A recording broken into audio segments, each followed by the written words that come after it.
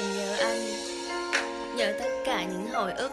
Một ngày em thả nỗi nhớ đi hoang, nghĩ về anh đến kiệt sức, nhặt hết nỗi buồn niềm đau có thật, em khóa hết chặt ở trong tim. Để rồi một ngày anh không quay lại, em sẽ không khóc mà lặng im. Và còn không anh là những chiều tan học, khi hai đứa bước cùng nhau. Rồi bỗng một ngày anh cũng thay đổi mà em đâu có làm gì đâu. Nước mắt hay sầu nó đã làm em cảm thấy yếu đuối và gục ngã. Xin trả lại anh hết những yêu thương mà bấy lâu nay em chấp vá. Quên rồi lại nhớ, thức thâu đêm gió lạnh xe lòng càng thêm nhớ. Ôm mãi mộng mơ xót thương đường tình mình, sao bây giờ lại chắc trở. Hóa từng tiếng cười trở thành tiếng khóc, em chỉ mãi mơ và làm thơ. Cũng vì kiếp trước mình không biết nhau, cho nên kiếp này mình chẳng nợ.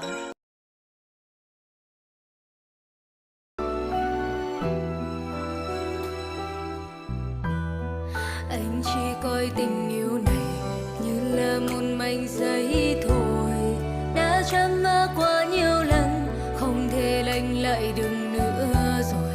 Bao năm chỉ yêu một người, hôm nay trái tim đã mệt rồi, đành buông lời cho anh theo người mới. Em đem lòng đơn phương, người em đã từng rất thương. Hôm qua chung lối, hôm nay khác đường, ta không còn bên nhau, vậy xin đừng làm khó nhau. Người không nên nhớ sẽ làm tim đau. Khi yêu em cứ nghĩ là em chỉ cần cho hết đi, tình cảm bao lâu anh nỡ. 有时自信我也回到青春。 Okay, let's go. 当我听见某个熟悉的名字，我又想起了那些事。 Cả một thời thơ ấu mong được lớn, nhưng đâu có biết lớn lên chỉ toàn buồn thêm.